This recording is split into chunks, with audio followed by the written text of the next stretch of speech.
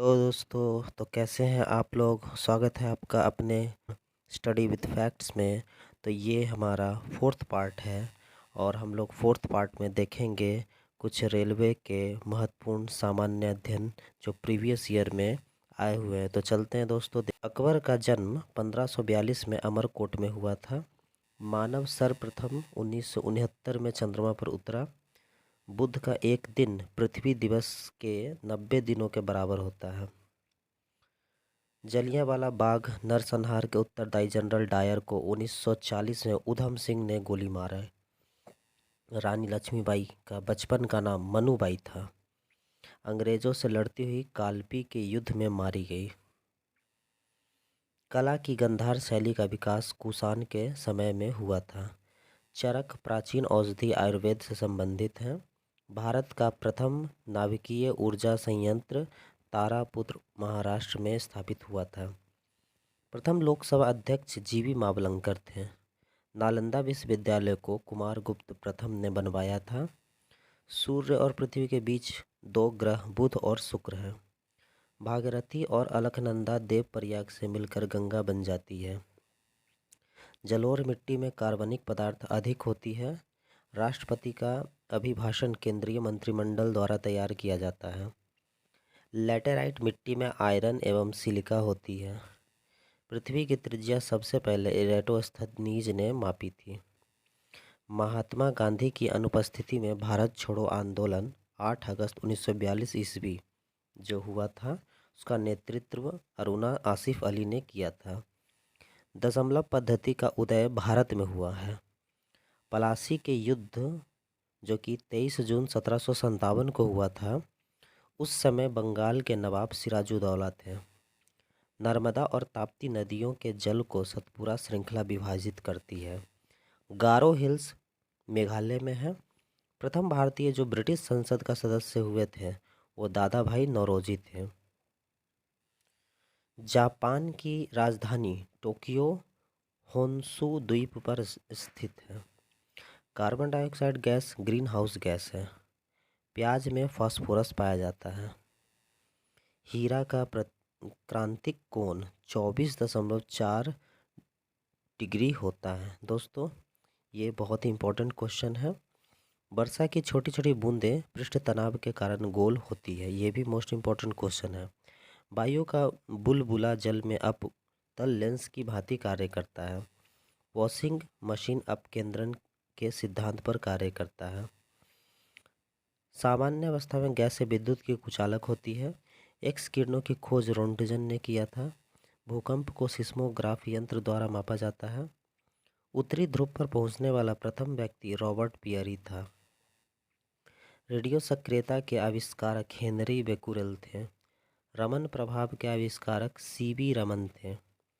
Norway को मध्य रात्रि का सूर्य वाला देश कहा जाता है।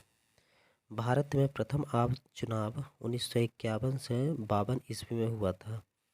स्वतंत्र भारत के प्रथम एवं अंतिम भारतीय गवर्नर जनरल श्री राजगोपालाचारी थे। भारत की लोकसभा में कुल 545 सीटें हैं। अकबर के बाबा का नाम बाबर था। 1998 में अर्थशास्त्र के क्षेत्र में प्रोफेसर अमर्त्य सेन को नोबेल पुरस्कार मिला था। 1 जनवरी 1999 को 11 देशों ने यूरो को अपनी आधिकारिक मुद्रा के रूप में अपनाया था। विश्व की सबसे ऊंची मूर्ति स्टैचू ऑफ यूनिटी है। विश्व स्तंभ चित्तौड़ राजस्थान में है। 1 माइक्रोन इज इक्वल 0.001 मिलीमीटर के बराबर होता है। वेग परिवर्तन की दर को त्वरण कहा जाता है। आणविक संगठन के द्वारा ऊष्मा का संप्रेषण चालन कहलाता है। भारतीय राष्ट्रीय कांग्रेस 28 दिसंबर 1885 ईस्वी में गठन हुआ था और इसके संस्थापक ए.ओ. ह्यूम थे। कैटफिश बिना शल्क वाली मछली है। ध्वनि के अधिकतम गति इस्पात में होती है। भारत में सर्वाधिक चांदी उत्पन्न करने वाला प्रदेश राजस्थान है। हमारे संविधान के 8वें अनुसूची में अब तक 22 भाषाओं को शामिल किया गया है। आपेक्षिक आर्द्रता हाइग्रोमीटर से मापी जाती है। दोस्तों, मैंने पहले भी बताया था, ये मोस्ट इम्पॉर्टेंट क्वेश्चन है और इसमें बिल्कुल भी कंफ्यूज नहीं होना है। आर्द्रता हो तो हाइग्रोमीटर से मापी जाती है और हाइड्रोमीटर से आपेक्षिक घनत्व मापा जाता है। संरचनात्मक बेरोजगारी अपर्याप्त उत्पादक क्षमता के कारण उत्पन्न होती है। पुस्तक roses is December MC Chagla की कृति है। प्रसिद्ध ब्रॉडवे न्यूयॉर्क शहर में है। एम्स्टर्डम से एक स्टेल नदी गुजरती है। भारत का राष्ट्रपति बनने के लिए न्यूनतम आयु 35 वर्ष है। 5वीं पंचवर्षीय योजना 1974 से 78 का उद्देश्य गरीबी हटाना था।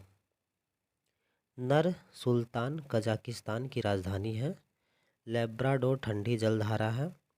संगीत नाटक अकादमी की स्थापना 1953 में नई दिल्ली में हुई थी। भारत में दशमलव मुद्रा प्रणाली अप्रैल 1957 में शुरू हुई थी। सुखना झील चंडीगढ़ में है। तो दोस्तों ये आज कुछ महत्वपूर्ण इम्पोर्टेंट पॉइंट्स थे। कल फिर हम मिलेंगे अपने नेक्स्ट पार्ट में। तो तब तक के लिए बाय दोस्तों, फिर मिलेंगे। और अगर ये हमारा पॉइंट और ये प्रयास आपको अच्छा लगता है तो इसे लाइक, शेयर और सब्सक्राइब ज़रूर करें। और ये वन लाइनर आपके आगामी जो भी एग्ज़ाम आ रहे हैं उसके लिए बहुत ही इम्पोर्टेंट है, चाहे वो रेलवे हो, RRC ग्रुप D हो, उन सभी के लिए ये वन लाइनर आपके लिए बहुत ही इम्पोर्टेंट है दोस्तों। तो इसे आप ज़रूर देख करके ही एक बार जाएं। तो मिलते हैं हम अपने नेक्स्ट वीडियो में। तब तक बाय।